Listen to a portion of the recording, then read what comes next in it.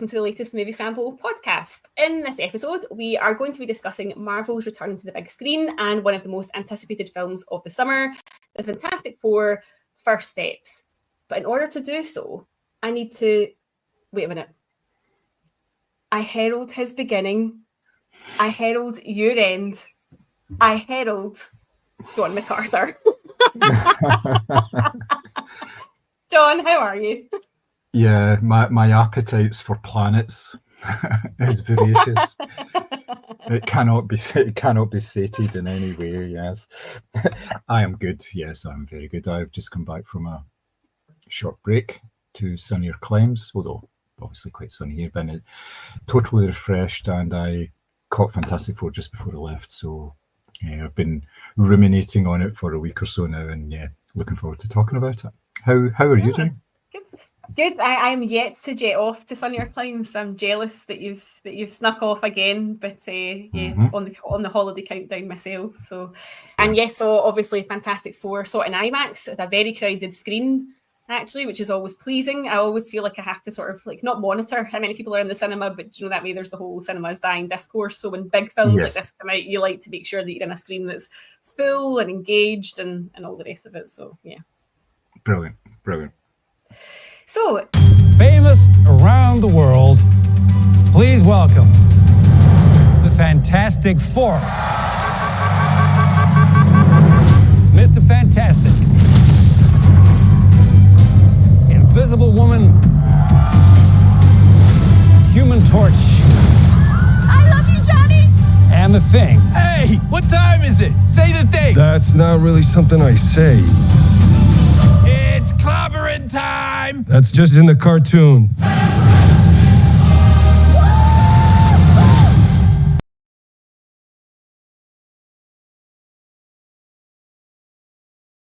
If we get stuck into the film, it obviously stars Pedro Pascal, Vanessa Kirby, Eben Moss-Bachrach, and Joseph Quinn as the titular four, and the film was directed by Matt Shakman.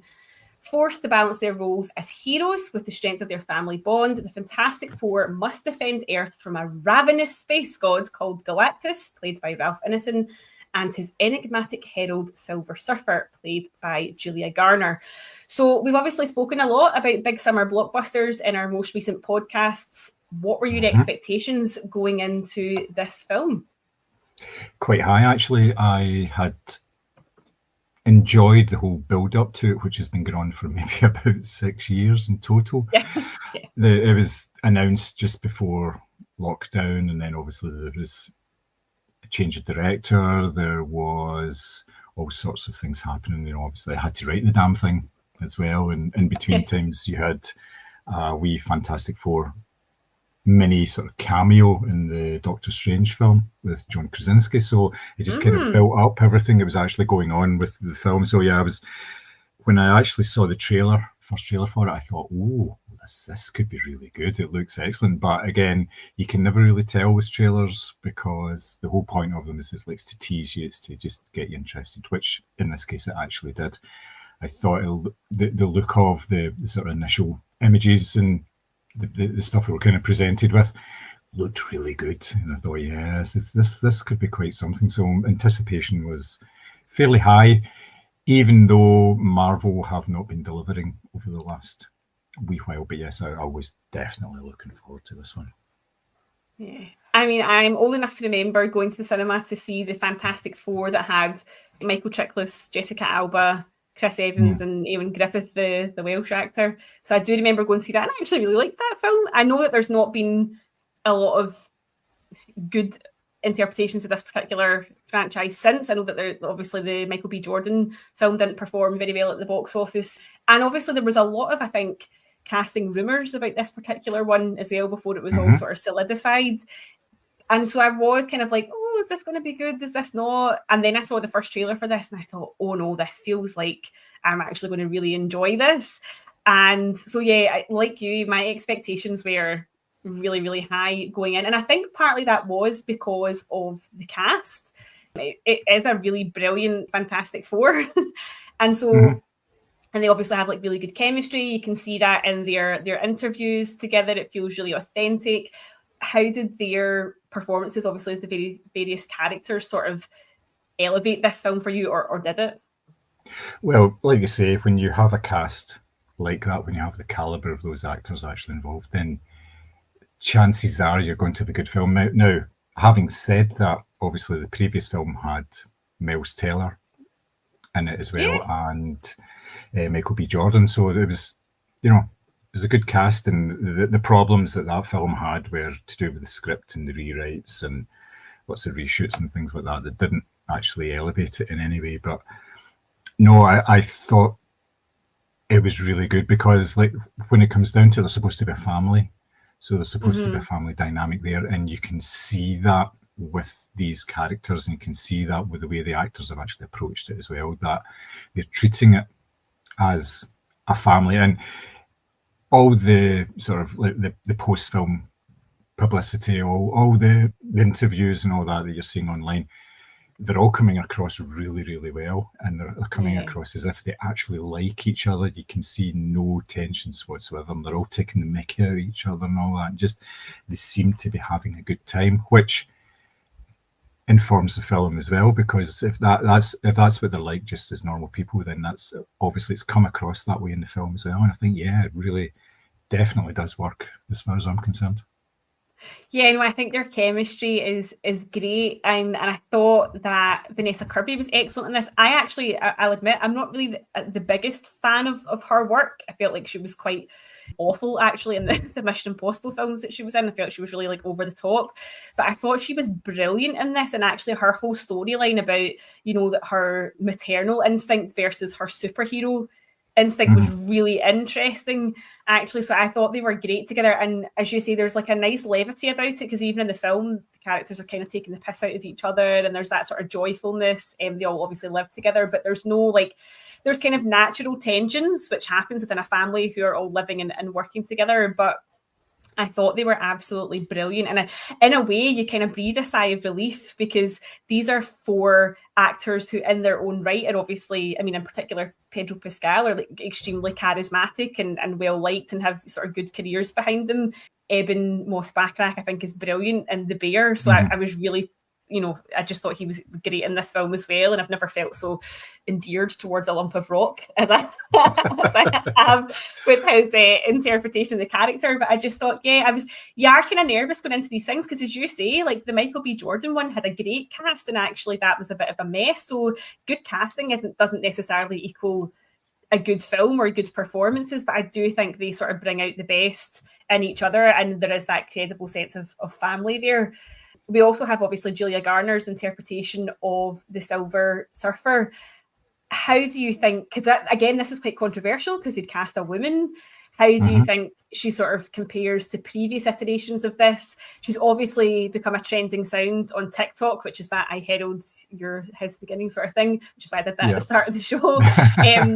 But I'm not just a fanny, I promise. But what did you think of her interpretation of the character? Because obviously I feel like that's quite a difficult role to imbue any sense of humanity into, really. Yes, yeah, well, for the fact that she's silver as well, so it's more like like she's coated, so you're not going to get the same level of expression from this character no matter what. So yes, that it's a difficult part to play, partly because of the fact that you're standing like a diddy on a surfboard for most of the time. It's a very 1960s sort of thing as well. So you've got this character that is solid silver, and they're standing on a surfboard, and they don't say an awful lot because they don't need to say an awful lot.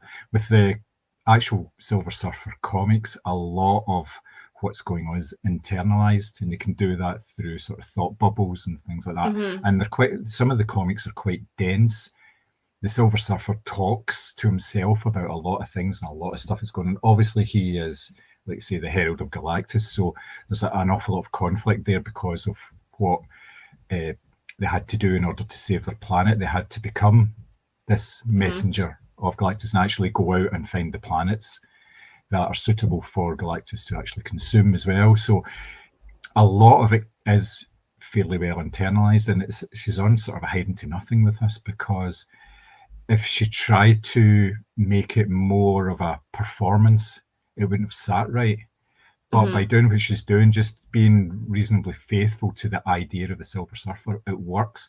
But it means that she doesn't come across as strongly. But that character doesn't need to. That character's not there to come across it. They're not like the main hero, the main antagonist here. They are in support of that role. And I mean, let's face it, she's a very, very good actor. You know, the likes of Ozark is just spot on. Oh, yeah. So you know she can do it. But it is a difficult one for her. I mean, what did you think? Did you think she was good, bad? Yeah, no, I thought she was brilliant. I really like the fact that they did sort of snip in that little bit of backstory of her on her home planet. And in a way, although, as you say, she's coated head to toe in silver, you could see a sadness in her eyes. But it was interesting because I watched an interview with her and Ralph Ineson, who we'll go on to talk about.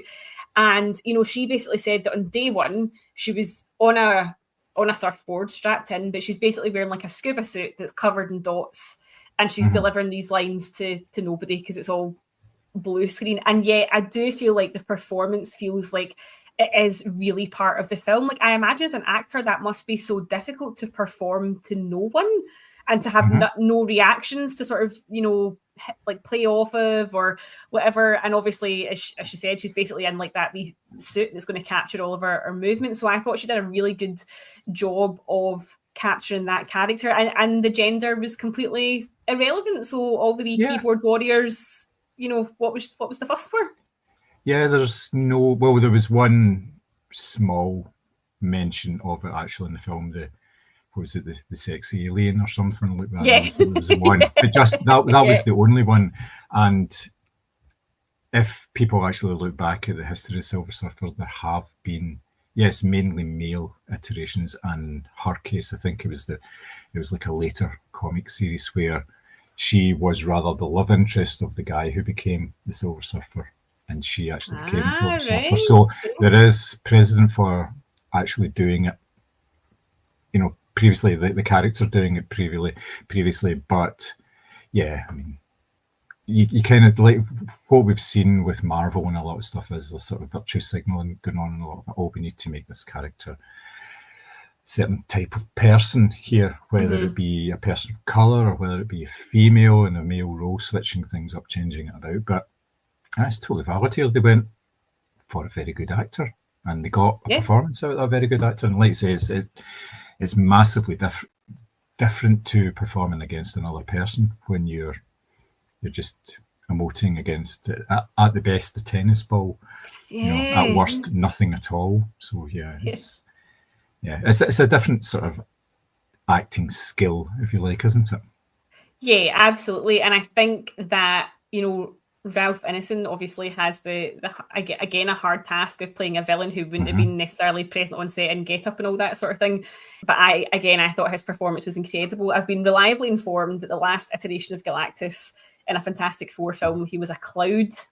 Yes, and not right. Obviously a giant. So what do you think that the faithfulness of this particular iteration of the character to the comic books brings to this particular adaptation? Because if you look back at the comics, obviously the character is designed exactly as he appeared. Yeah, it works really well.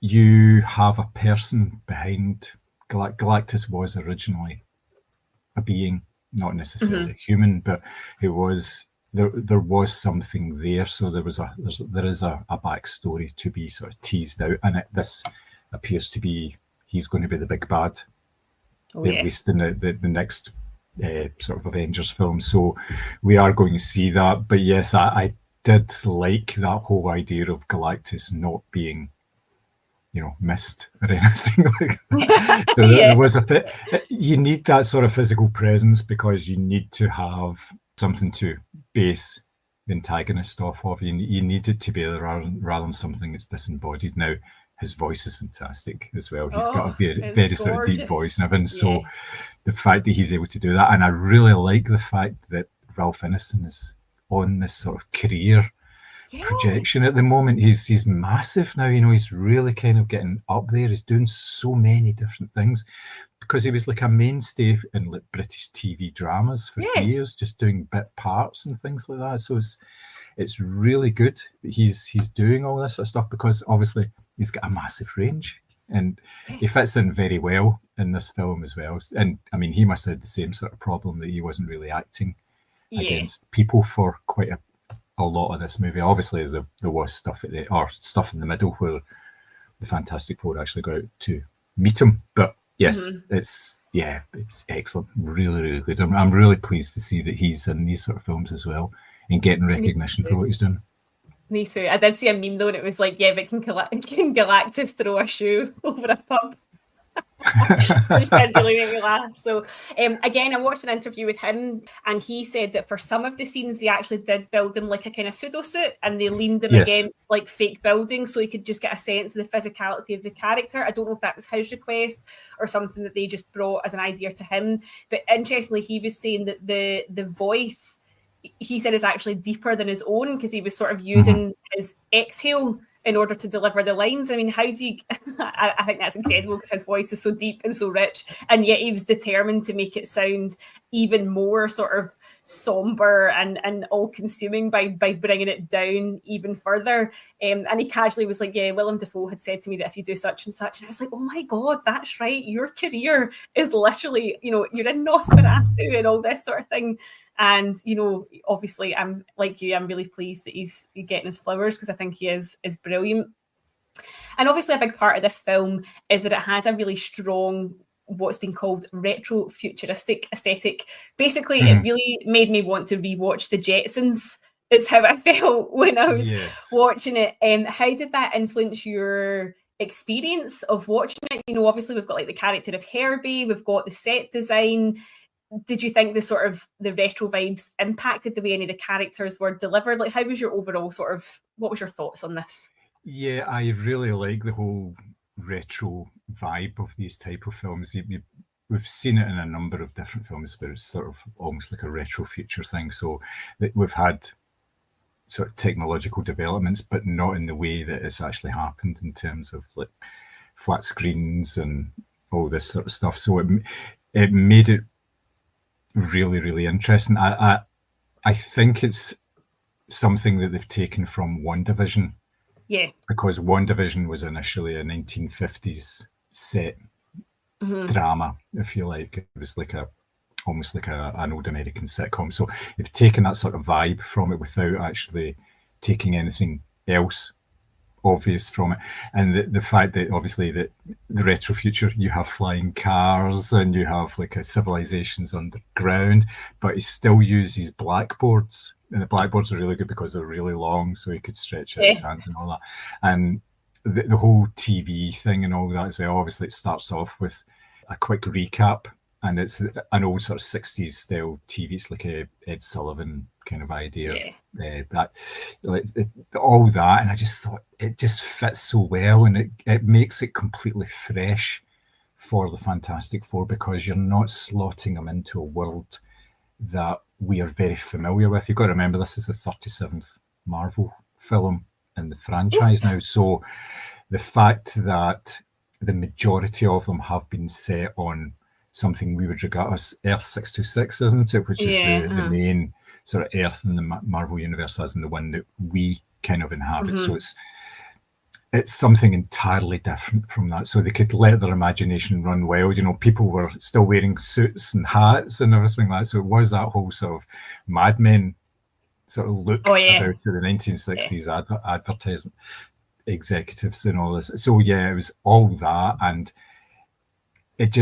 but it was a nicer version of it, if you see what I mean. So it seemed to be kind of happy and bright, which again completely takes it away from like all sorts of like different Marvel films that we've had, because even though it seemed to be that on a weekly basis at least half of Manhattan was getting like destroyed, they managed to sort of build it up really quickly and everything as well. And I like the fact, like you mentioned H.E.R.B.I.E as well, that's a retro robot as well. It's run on tapes and things like that. So yeah, just it was great, and it gave you your world right away without having to explain too much about the world. The fact that they had their spaceship and it was actually on the river in the middle of the city, and you're going, oh wow, yeah, that's really good as well. It's fantastic. Really liked it. Yeah, I think that in a wee bit kind of like what we were saying about Superman, like I feel like the particular setting injected a lot of colour and life into this, because obviously like I'm a wee bit tired of like serious superhero dirge. Basically, I'm actually enjoying these kind of lighter, literally lighter in terms of colour palette, but lighter in terms of tone as well. And I feel like that sort of aesthetic does really lend itself to these sort of, like we were saying, like the kind of family moments and things like that. But also you've got like, you know, the cool clothes, people out in the street, and also they've got like the little like, they show you clips of the Fantastic Four like TV cartoon as well, with the whole it's clobbering time and stuff like that, which he obviously hates, which I just thought was so funny. But I do think that what Marvel need to be careful with, obviously, because as you said, it's probably influenced by WandaVision, which of course Dick Van Dyke was an executive producer and advisor on the early episodes of that, because they wanted it to look like one of his TV shows. I think what Marvel need to be careful with is not using this retro style throughout the rest of the future sort of MCU entries, because it won't suit everything. It feels kind of like, I'm not saying unique to this film only, there obviously are a couple of other sort of superheroes that it might lend itself to, but what do you think about, like, obviously this is done really well at the box office, like are you concerned that they're just going to sort of like lather, rinse, repeat with their next films that they bring out, or do you think this is unique to this? I think it's unique to this. The whole brightness and chirpiness of this type of film is deliberately different to the likes of Thunderbolts, for instance. I think it's a one-off because they're going to be bringing, well, the Thunderbolts and Fantastic Four and all sorts are going to be brought into the next Avengers film, because it's all been announced already. They're going to be part of that. So they are going to leave that particular universe and come into the universe that is maybe 626, maybe something else. We don't know yet. But yeah, I think it's pretty much a one-off. And there's going to be a whole sort of culture shock kind of idea in terms of them moving from one reality to another. So, and there's going to be a sort of fish out of water kind of thing. Same way with like Captain America, because he was asleep for like 50 years. So it was that whole thing about him in a sort of simpler time, which was more sort of brownish and everything like that, rather than sort of the lovely pale blue aspect of this. And like it was very clean and clear. You've only got to look at the posters for the Josh Trank Fantastic Four and this Fantastic Four, and that one's dark and brooding. It is, and this one is just it's really bright. You know, down to the titles of when the film actually starts, it's like a completely different sort of title sequence. It's the blues, and the Marvel logo looks completely different. I think this is, they're not going to repeat it, because they seem to be learning lessons again about what makes a good film and how to actually engage with audiences. And like you say, it's been a success. So they tend not to just go back and do the same thing again. They try and change it up, which unfortunately means moving them away from that, because that's really nice. But you could get tired of watching that type of film. It's not to say that they won't return to it at some point, because Earth 828 will still be there. Yes. So even if the Fantastic Four are not there, so that will still be there, which may mean that they could introduce something else within that, possibly. But we don't know, you know. But I think it's as a one-off. Do you think they'll churn that to death?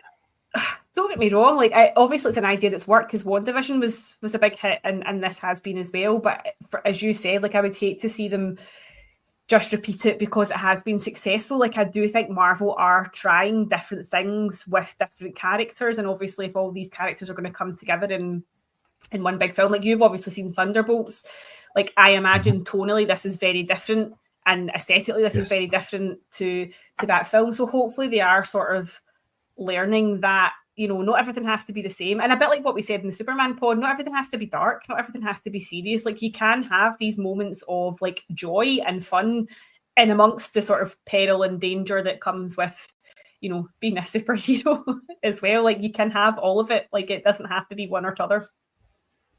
Correct. Yes, you can have pretty much, well, in these sort of universes, you can have pretty much anything you want. It's just whether they follow these things through and keep things interesting. And I think because they've not been making, they're still making money, but they're not making as much money. I think they're being more careful about what they're doing. They're not just saying, well, we'll just throw this film together here. And they do seem to have a cohesive plan again, whereas Phase 5, I think, which was the last one, was a real Which mix. involves Blade. Yes. I'm still upset about this. Thankfully, we're not bitter about that anymore. I think that's the official. We might not be, but I am.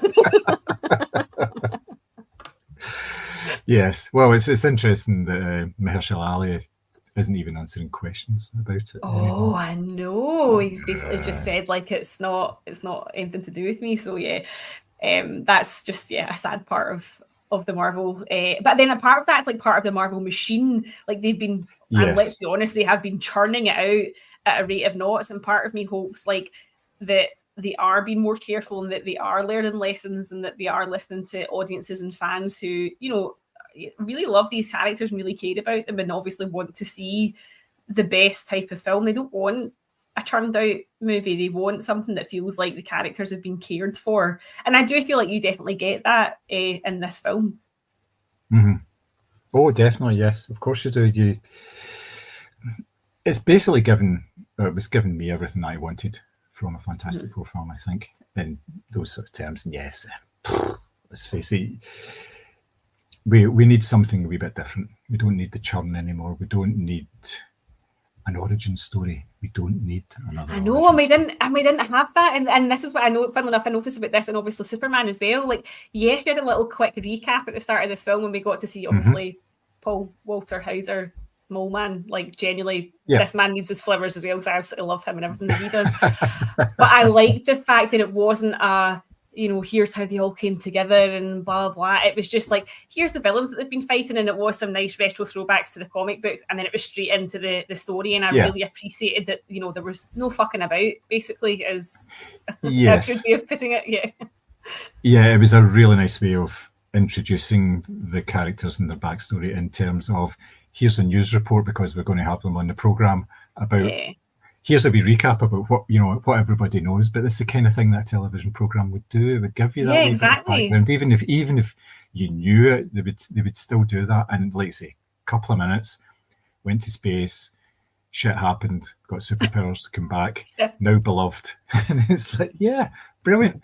It's exactly what you want. You don't need to have like 45, 50 minutes of a 2-hour runtime explaining these things again, how they came together. Now, the other Fantastic Four film did that to a certain extent because it had Reed and Ben as younger men and how they came through, like they were friends since like high school and things like that. So there was that, but that was okay. That film kind of fell off a cliff after they get past that because, well, for whatever reason, but you don't need it. You don't need it now because so many people understand about the Fantastic Four. There's been previous iterations of those. If you want an origin story, go and watch the one from 2005 because that is an origin story. You just do not need it. And they've obviously, it's a difficult thing for them to do, and it's not a brave thing for them to do, but in terms of engaging your audience, you're saying, here they are. This was what, 4 years, obviously 4, because everything is 4s in this film. This was set 4 years after they became superheroes. So they're all fully established and they know exactly, there's no learning involved for them. They all know exactly what they're doing. They know what the powers can do. So yeah, just far better than I expected.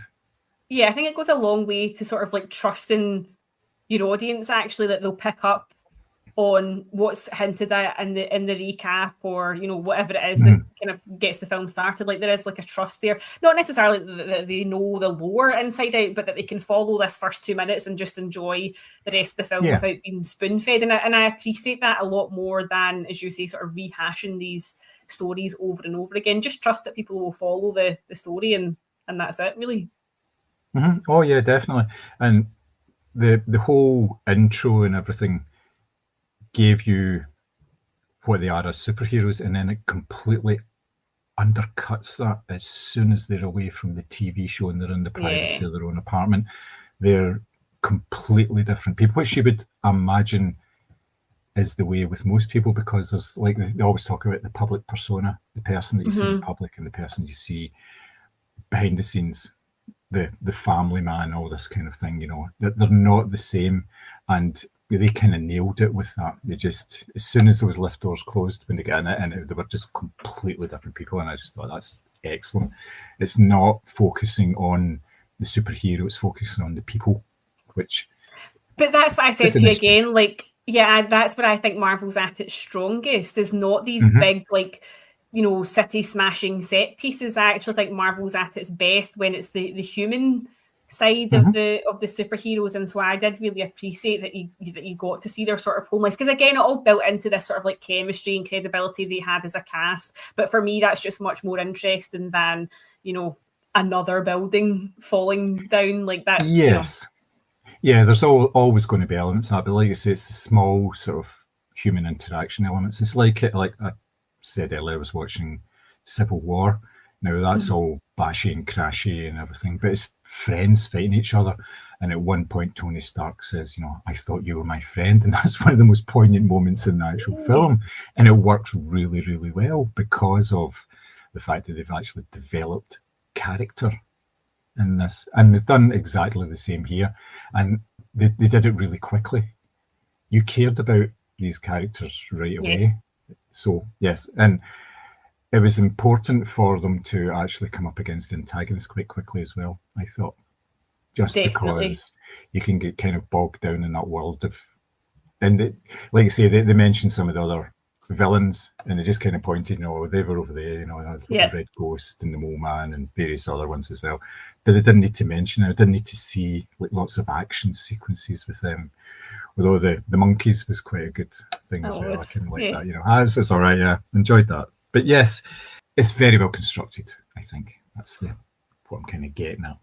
Yeah, no, I would agree. And one of the things I think really enhances that is the score. It has been described as instantly iconic, and much to my husband's chagrin, I cannot stop doing that sort of operatic Fantastic Four that's like blasts out like over the trailer. So what did you think of Michael Giacchino's score? So I believe he's the man that did the Batman, which was a great score as well. Yeah, he has been very prolific. He has done all sorts of scores, and his sort of superhero and blockbuster work is kind of unparalleled. He's just has it, and I think he has a good pun as well. Usually against the title, he has a lot. He does that quite a lot as well. But yeah, he's excellent. Can't really fault the work there, and it accented the stuff that needed accented, but it didn't. It pulled back when it didn't need to be like totally upfront as well. Because he knows what he's talking about. He knows what he's doing. Did he not direct a Marvel short as well? Was that him? Ooh, did he? Was it the Wolfman one, the black and white one? I'm maybe getting him mixed up with somebody.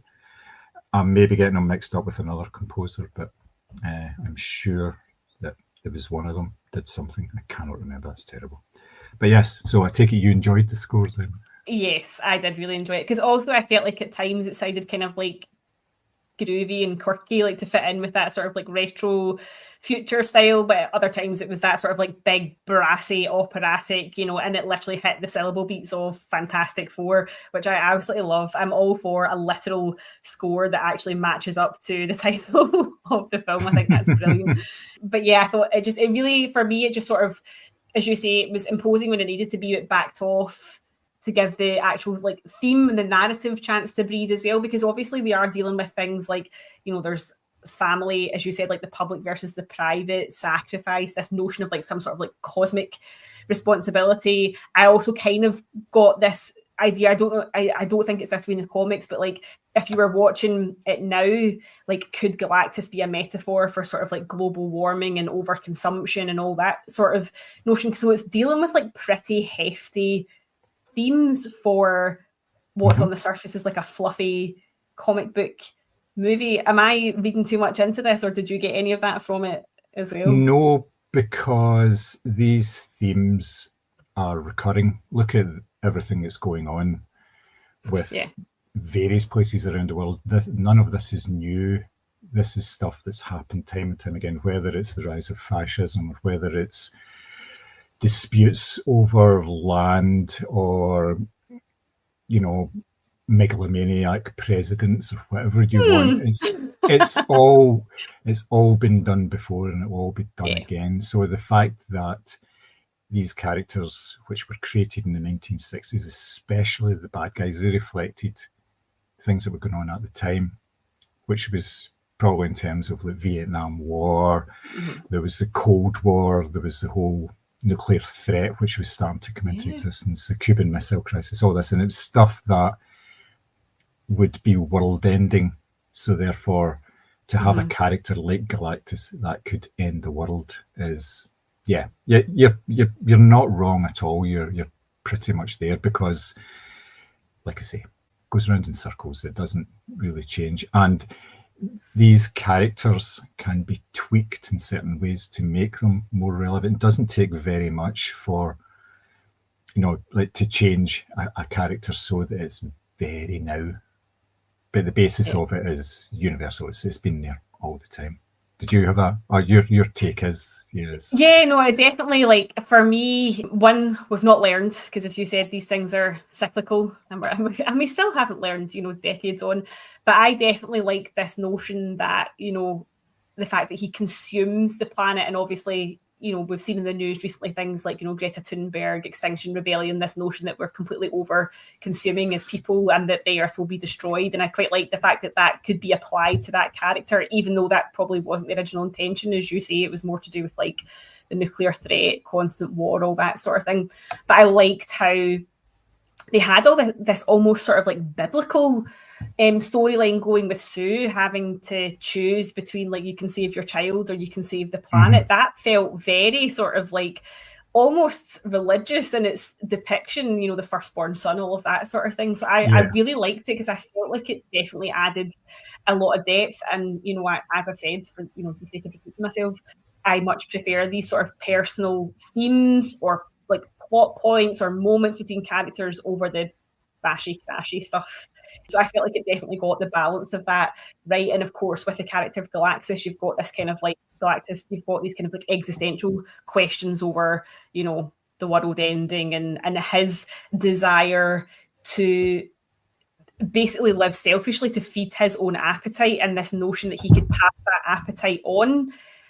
I mean, I thought that was like a really like a big sort of like heavy, weighty question. Like probably men in robes at some point have debated this in a sort of philosophical way, but it did feel like very like weighty and thought out and gave a depth to that character as well, which I really, really enjoyed. But as you say, unfortunately, these things are cyclical, and the headlines that were relevant 40, 50, 60 years ago, unfortunately, are largely unchanged at the moment, which is probably why these characters feel so pertinent now. But I definitely think that a wee bit like Superman, it definitely gave it a depth to it and a sort of contemporariness that it didn't feel like just another superhero movie for the sake of it, if you know what I mean. Yeah, definitely, yeah. And when you think about it, both of the antagonists in this, you've got Galactus and you've got the Silver Surfer, neither of them actually want to be doing what they're doing. They both have been coerced, if you like. You don't know the background. I don't know who the background to Galactus actually is, where it came about. But he doesn't seem very happy in what he's doing. He's not enjoying his job. Yeah, you do get the feeling that he's sort of like held to ransom by his own self, which is why he's obviously so desperate to pass it on, like pass his appetite on to this child, which is quite an interesting concept in itself. Yeah, I like the fact that with this film there was obviously the whole world ending aspect of it, but there was also the sort of family drama, and they obviously met in the middle halfway through when it became, like you say, you have to sacrifice your son in order to save the earth and all this sort of stuff. And the whole thing about that was, would they actually save the earth anyway, or would they just go ahead because the bad guys, you're hoping that bad guy's going to do what he says, that kind of thing. So yes, it was an interesting couple of stories, a couple of plots in there, which I thought worked really, really well in terms of, like, there was a separation in it, and there was a whole pregnancy thing as well about how does a superhero cope with being pregnant.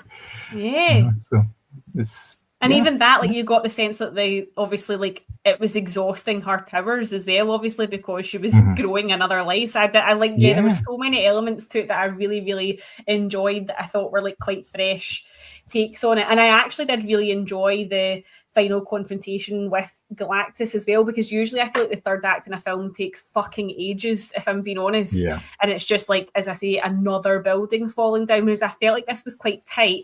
And more than that, I felt like the stakes were genuine. Like, you were genuinely worried about this wee baby and this giant, you know, with an appetite walking towards it. Like, I actually felt like this is the first film in a long time where I was like, oh my God, I don't know if this is going to go the way that I think it goes, but I'm really worried about how this might turn out, which is so refreshing watching a superhero film. And one, it's contained and it's tight, and two, it feels like the stakes are high. Like, did you feel the same way?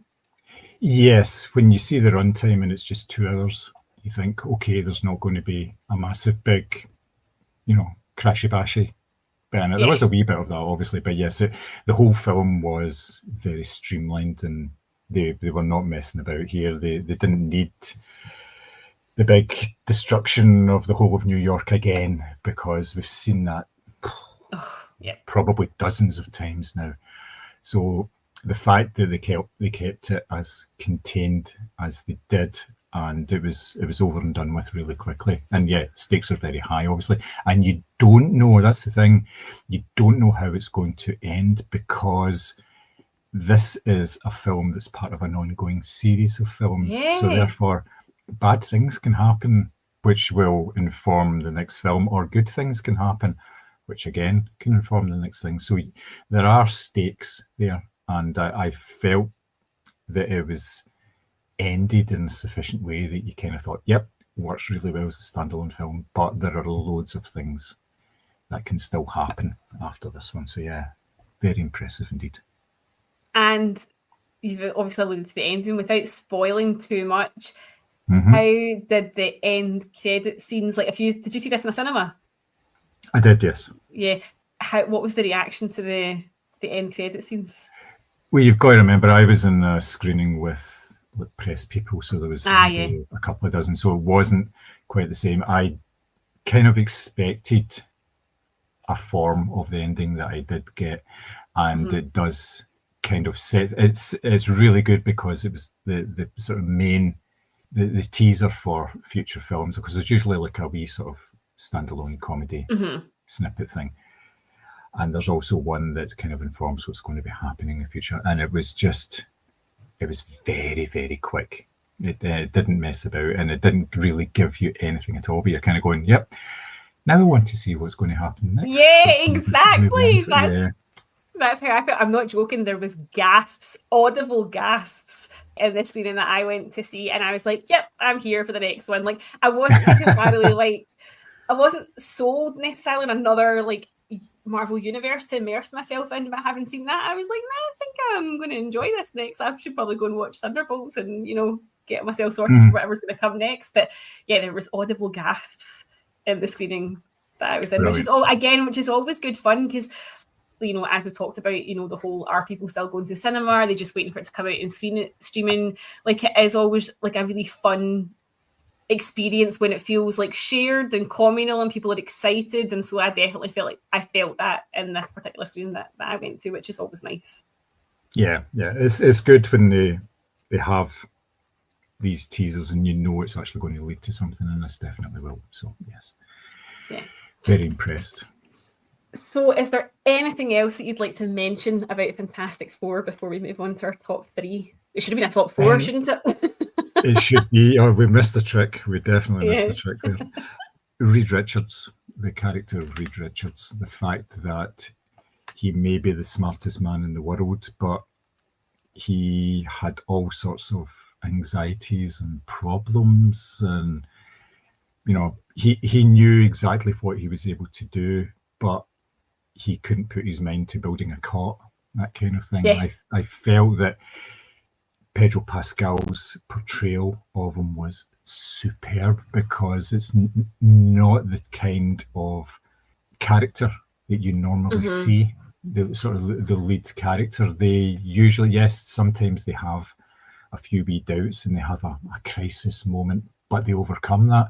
He was like that all through the film. Yeah, he was a wreck. It didn't change in any Yeah. way, and I really appreciated that without it lending itself to the anti-woke brigade saying, he's like a sort of a beta male kind of thing, which he obviously isn't, but it's just showing that there was more in his mind rather than just solving problems.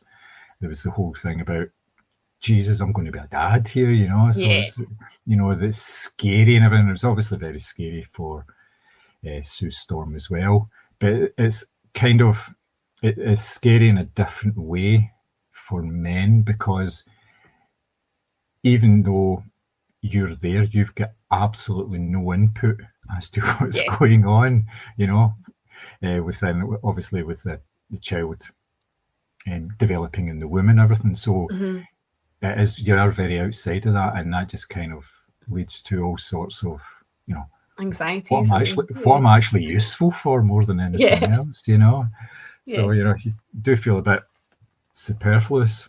But yes, I thought that was really good. And it was an interesting take on the character, because it didn't just give you this, stretchy hero kind of thing. Yeah. So, and I know that I certainly have joked about Pedro Pascal being in every major franchise, because he basically is. But I felt like he was getting to flex his acting chops a little bit, and probably imbue a little bit of himself in the character, because obviously he is quite an anxious person.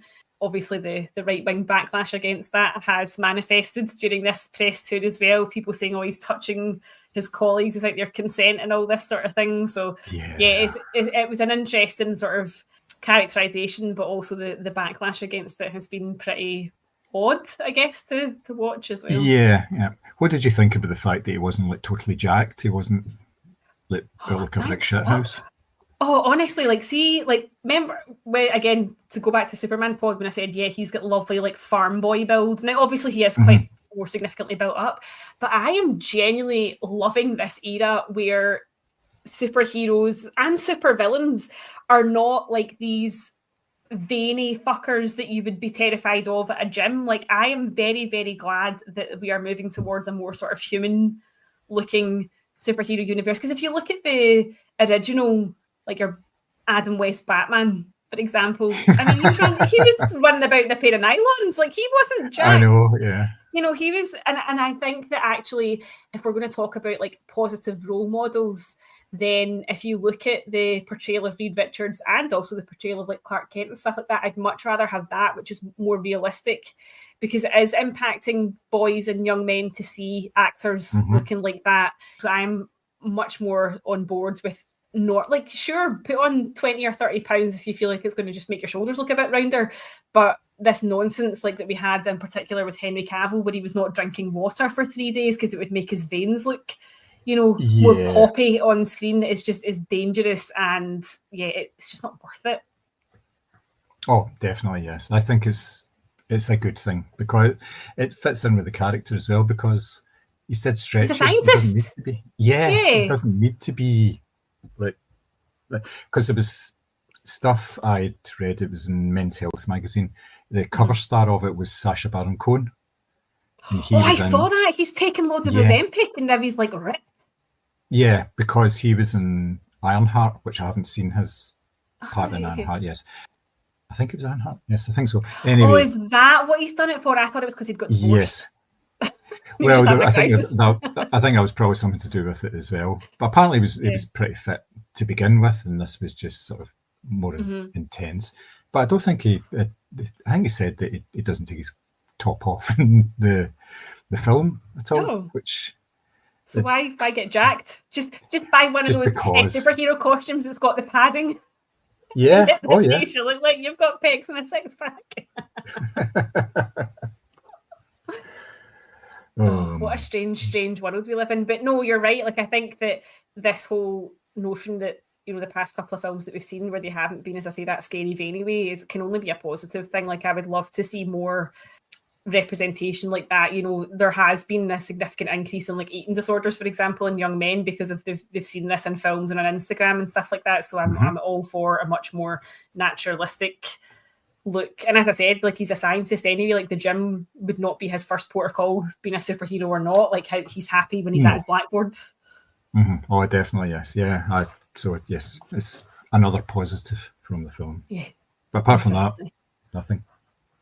Yeah, so in honour of H.E.R.B.I.E in the new Fantastic Four film, we thought we'd look at some of the most interesting and influential on-screen robots, androids, automatons, and synths. So we've kept it nice and open so that it's not just one particular kind of robot. So, John, do you want to start us off with your first pick?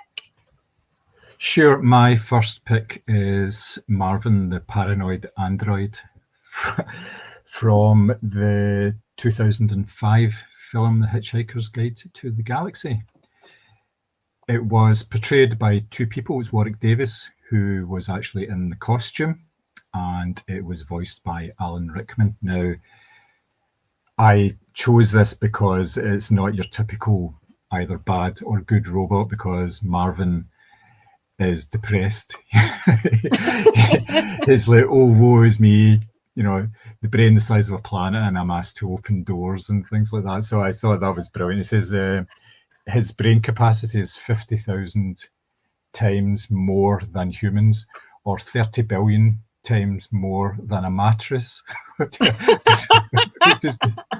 just absolutely fantastic. And what they did for the film is they made, like, Marvin in the TV show is like an old style 1950s robot, but they made him white and sort of nice and sort of shiny. But he lumbers about and he just moans and complains all of the time. He never actually stops. And no matter what happens, he just goes, oh, I'm so depressed. Oh. It's just brilliant. More robots should be like that they have a personality like that, and they're just fed up all the time because they're not being asked to do anything whatsoever. So yes, that's my first pick. That is a great first pick. And also Alan Rickman's voice work is like, if you were going to have a depressed robot, you would want them to sound like Alan Rickman. Apparently he released 2 singles as well, Marvin the Paranoid Android. Stop it. Yep. One called is Alan Marvin. Rickman, does he sing? No, I think this was before that. One of the songs, one of them songs was rearranged, because there's a song called Reasons to Be Miserable, which actually sounds like a Morrissey song, and that was rearranged. That was rearranged for the film as well. So it was performed by Stephen Fry, who did the narration for the audiobook. Wow, of the audiobook, yeah. Oh, wow, that's cool. That is really cool. Yep. So for my first pick, I'm going all the way back to 1927 to talk about Maria from Metropolis. So Maria is one of the earliest, perhaps most iconic robots in film history, and she's played by Brigitte Helm, who portrays both the real Maria, who is a revolutionary, and her robotic double, the machine mensch. So the dual performance obviously is used to convey like all of the themes of like class struggle, technological fear, identity, and obviously because it's a silent film, you know, there's lots of exaggerated expressions and movement, which really helps give the robot in particular this sort of like uncanny presence. And in terms of being good or bad, the real Maria obviously is good. She's empathetic, she's a leader, she's a revolutionary, but the robot Maria is definitely bad. You know, she incites chaos, she obviously tries to cause rebellion under false pretenses. She's used to manipulate the working class, symbolising how technology can be weaponised by those in power. Again, we're going back to themes that are still universal. And obviously the character is really central to Metropolis's narrative and visual identity. The robot design actually influenced Star Wars C-3PO, which, if you've seen, obviously is very similar.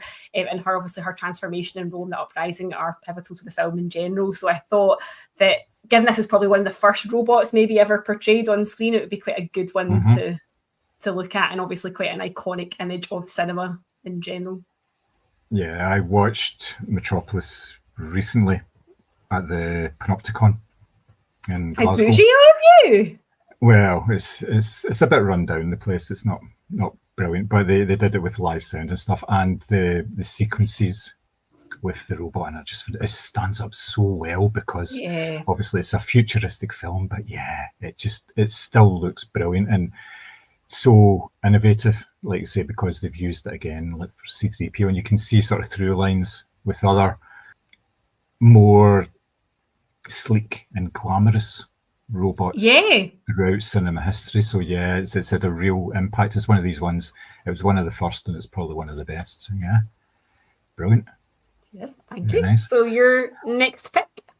I've changed my second pick because I was originally going to go for H.E.R.B.I.E from Blade Runner, but I suspect I've talked about Blade Runner recently in the past with something else. I recall speaking about it.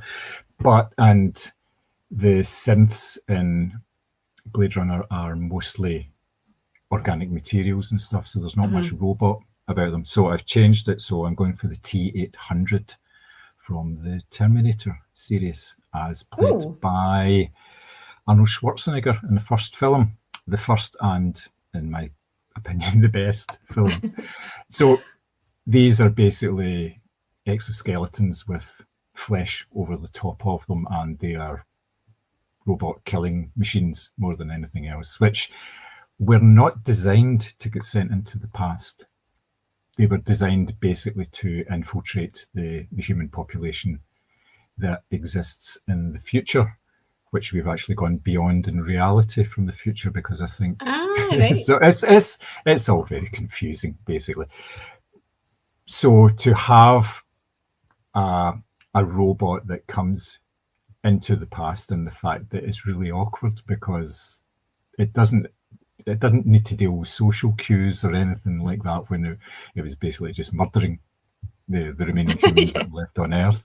So the fact that Arnold at the time was such a sort of stilted actor, who, to be fair, followed direction very well. So he was told exactly what he needed to do, and obviously the training he put in, like doing lots of training with guns so he wouldn't blink, because a robot wouldn't blink, which is just... Oh my God, it's touches like that. You're just like, wow, that's incredible. Yeah. And it's obviously he was fairly jacked at the time, which you would expect from a killer robot more than anything else. I just think that in conjunction with Metropolis has informed what we think of these android robot devices and how they have... I mean, Terminator's been a massive influence on especially science fiction cinema over the last 30, 40 years now. So it's really had an impact, and the fact that character, as soon as you say, I'll be back, what it refers to, is so iconic. And the fact that they were able to do so much with that character, which really doesn't have a personality, but you kind of get into it. And it's like, I think it's about halfway through the film where part of his face comes away and it's the red eye. And you just, just brilliant, just absolute. And because of that, he has to wear sunglasses. So it makes it, it all works in really nicely. And I just think it's a brilliant sort of a depiction of a robot on screen. And yes, there's been sort of hits and misses since then, but the first is definitely the best in that regard. Chris did dob me in it at Gareth's birthday. I've never seen any of the Terminator franchise, so it is on my to-watch list. Yeah. I just didn't really think it would be... I feel like, is it the first and the second one that are sort of generally regarded as the best, and it all sort of falls off a cliff after there? Yeah. It kind of does, yeah. It struggles to go back and sort of get that same level of entertainment value, because there's not this... In the first one, there was the surprise value because it was the T-800 and the things that it could do. And then in the second one was the T-1000, which was the sort of liquid metal one. Robert Patrick played him, and that was a sort of level up. So where do you go from that? You can't really do much more. There's only so much you can do with sort of the actual character of the Terminator. And they tried to make it more human in a way. And obviously, I won't tell you what happens in 1 and 2, but they tried various things to sort of change it up a wee bit. The TV show actually is pretty good. The Sarah Connor Chronicles. There's 2 seasons of that, and it was a female Terminator in that, and that was actually pretty decent. I liked that. But the films have been a bit hit and miss after 2, which is a shame, because I'm surprised that's a franchise they've not tried to revamp, if I'm being honest. I know there have been sequels, but now I'm surprised they've not tried to get more out of it. Yeah, in the comics, they have mixed it up by introducing like Predator and Alien and things like that. So there's been wee sort of crossovers in the comics, but it all came from the same. I think it was Dark Horse. It all came from originally. But if that would work in the cinema, I don't know. I actually don't know, because Alien and Terminator seem to be Alien and Predator seem to be doing okay at the moment without doing any sort of crossovers. So yeah, I think there's still a future for it, but it needs to be sort of radically changed. Maybe an origin story, because that's been kind of touched on, but you never know. Yeah, so there's all sorts of things they could do, but whether they do it, and it's all money, isn't it? So your second pick? My next pick is Wall-E from the 2008 film Wall-E, and I just adore this. So he is voiced by Ben Burt, and his sort of personality is conveyed almost through his eyes. He basically has these massive, like, binocular-shaped eyes that are full of sort of childlike wonder and curiosity, and obviously his emotions as well. So he's quite basic in his design, but there's something like oddly cute about him. Again, it's one of these films where, although it's a kids' film, it does touch on things like sort of environmentalism, consumerism, loneliness as well, and hope for the future of the planet. And Wall-E obviously is at the core of this, and he is an undeniably good robot. He is gentle and curious, and he will risk everything to save humanity, basically, and he just wants connection. So he's a robot that's actually looking for connection with others, because he is very, very lonely. And it's this sort of notion in his relationship with Eve and that sort of drive the drama, I suppose, of the film. But yeah, I just think that he's one of these, a bit like Herbie, just like cute, sort of like old-fashioned, conveys his emotion without actually having any dialogue. And yeah, I really like the way he says his own name, which I won't do because I've already made a fool of myself on this podcast. But yeah, I just thought that was a nice, like, sort of wholesome pick, because obviously robots, I think when you mention robots, even now, people are like, the robots are taking over, whereas this is one who's like working for good and he cares about the environment. So yeah, that's why I picked him. Yeah, it's a cracking pick, because it's such a cute wee character, but yeah, the whole film, there's a whole sort of environmental message. It's bleak. It's the actual, like, so, but he's obviously cute at the heart of it. So. And the fact that he likes musicals and everything as well, just totally spot on. It's obviously been a real sort of highlight in terms of Pixar's output. Yeah. They found it difficult to sort of get, and they've never really gone back to it either. No, they haven't, because I was torn between this and Big Hero 6. Yes. The Baymax. Yeah, I was kind of torn between the two of them, because they're quite beloved wee characters, but they've just sort of been left alone, and I'm okay with that. Again, not everything needs a prequel, sequel, update. I'm good with just leaving them on their own. Yeah, I think it's only a matter of time, though. Yeah. The way it seems to be with Pixar now, that they're doing an awful lot of sequelization, and because they're doing another Toy Story film, which... Right, I love Toy Story, but that film franchise has ended about 3 friggin' times. Like, there cannot be anything left to...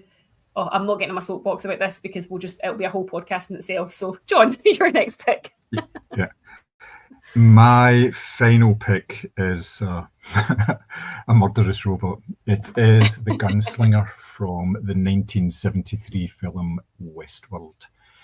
Gunslinger was played by Yul Brynner, which is a sexy, fantastic piece of casting. Yeah, the fact that he looks stunning, and the fact that he was the good guy in The Magnificent Seven as well. He was the leader of the group, and he is basically initially the same character here, because he's dressed in black. He doesn't say very much. He only needs to say what he has to, and the reason he does that in Westworld is because that's what his programming tells him to do. He is there primarily to engage in shootouts with the guests at a future resort. Now, the whole thing about Westworld, a lot of people will know about it, is that it's basically a resort of the future where you can go along and you can play at Cowboys for a week, and you can do everything that involves being like in the Wild West. So there's like posses and gunfights and bar brawls and like beautiful women that are available, because there's obviously whorehouses and things like that, all that kind of thing as well. So it's like a whole experience that you do, and all of the actors that are actually within Westworld are all robots. So they are all programmed and they've got set tasks to do. In fact, everything is like snakes and everything. It's just all programmable. It's like a big Disney theme park. It's like literally pretty much, in a theme park. Yeah, obviously, a slightly more nefarious one. Yeah. Basically, you can go somewhere and basically get away with murder. That's what it all comes down to. And wouldn't you know, the programming goes wrong, and the gunslinger basically reverts to programming where he is chasing down. He sets up a duel with one of the main characters, and because his program is going wrong, he actually murders him, and then he goes after the other guy that's there as well, because they were together, and he relentlessly goes after this guy in a sort of, not in a murderous rage, he just walks. He doesn't even run. He just constantly just keeps going, walking, trying to find this guy and all that. And it's really, really scary, because this is what everybody's scared of, robots overthrowing their masters, then becoming the overlords of everybody else, that kind of idea. And it's like a really, really good sort of retro future type of film, and it's really, really good performances, because Yul Brynner is so good at not doing anything, not showing any emotion and everything. And even the effects in it are really good.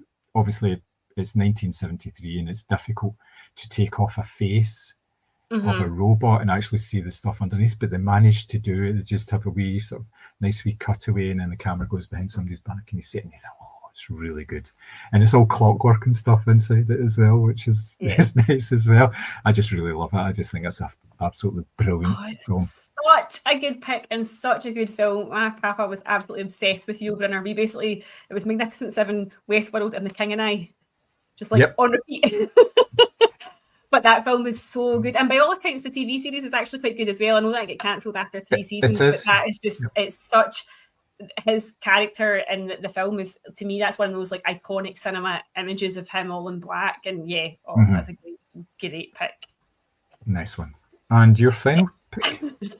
I realised I've been accidentally controversial with this, because I was like, oh, I really like and then I was like, oh, should we go with this? But fuck it, I'm going with it. My last pick is Gertie from the 2009 film Moon. So voiced by Kevin Spacey. Sorry. Gertie is a minimalist robot with a very, very sort of soothing, calm voice, and they emote through a wee emoticons like on the screen. And what I really like about this performance is that it's deliberately ambiguous. So despite the fact that, obviously the robot has like a really calm voice, seems really helpful, but there is that sort of like HAL vibe that permeates a lot of the film that does make you wonder, what side is this machine on? So basically the role of Gertie is to maintain the illusion of Sam Rockwell's reality, essential, and it raises the questions about, sort of ethics in AI and all that sort of thing.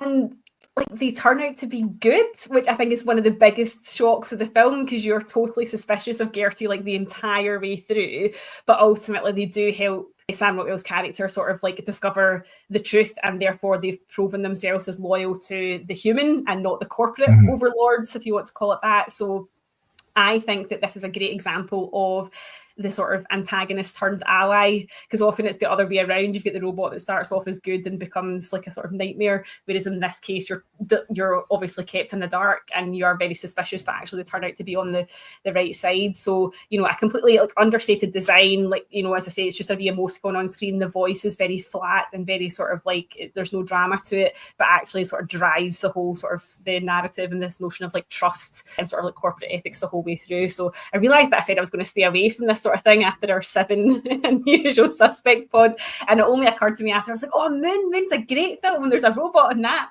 Fuck. But I do think it's a really good example, as I say, of like antagonist turned ally as opposed to the other way around.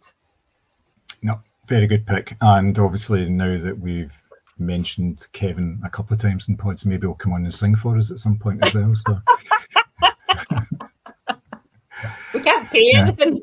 Yeah, that'll give us our 15 minutes of fame right there. So there'll be a Channel 4 documentary about us.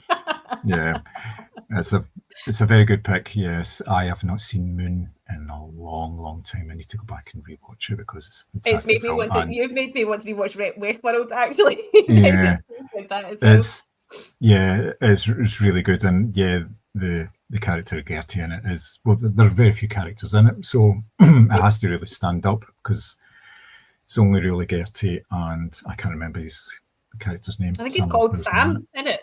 Yeah, called Sam. So yeah, I mean, that's what you've got for the majority of the film, just those two. So in order for it to work, there is a whole 2001 vibe about it and all that as well, but it only enhances it because, like you say, you don't know where its loyalties lie as well. So, yes. So did you have any others that you considered? Obviously I had the Roy Batty one, but do you have others? I tried to sort of stay away because I would have picked like C-3PO and stuff like that, but I tried to sort of stay away. I looked at, I can't remember the robot's name, that is the main sort of robot in iRobot as well with Will Smith, because that really scared me when that was really good as well. But as I say, I was trying to stay away from the obvious ones like Ex Machina as well. I had looked at Alicia Vikander's character in that. What about yourself? I know obviously you'd swapped yours, but was there anything major? Yeah, I was also looking at less sort of robot and more sort of system type things. So obviously you've got like there's still killer robots and things. So there was Mother from the Alien franchise, which I kind of looked at, and obviously HAL, the HAL 9000 as well from Space Odyssey, 2001: A Space Odyssey. But there was also one from another sort of it was around about the same time as Westworld. It was called Colossus. It was a sort of supercomputer that was built in. It started to kind of take over, and then it found out there was a Russian supercomputer, and it wanted to connect to the Russian supercomputer at the same time. It's really sort of paranoid sci-fi, 1970s style, so it was right up there with all that. So, but I thought they're not really robots, they're more sort of computers and things like that. So I kind of put them aside. And like I said, I didn't want to do the Blade Runner one because it's more of a synthetic rather than a full-on murder bot. But yes, it's obviously we gave ourselves a lot of scope, which is the main thing. Yeah, and I think we've chosen examples that are not like the maybe the more obvious ones as well. I think it was the Sinners podcast that you spoke about Blade Runner because we picked our favourite film scores. Yes, you're right. That. So I was thinking about that because I got that on Blu-ray when it came out, of course, for personal reasons. Also, again, just for research, I did watch a video of Alexander Skarsgård getting into his murder bot costume. It's very tight, put it that way. It is, yes, and you do see him without the costume on at one point when there's repairs getting done. He's a security bot rather than a pleasure bot because it's like Ken down there, Right. Oh dear, that's hilarious. I mean, if he was a security bot, I'd be shoplifting every 5 minutes. And on that note, thank you so much for listening to this episode of the Moviescramble podcast. You can find us on all the usual social channels, including Blue Sky at Moviescramble. And we'd also be delighted if you felt compelled to write us a review, 5 stars. Obviously, otherwise we will set the bots on you. But until next time, it is goodbye from me. Bye. Bye.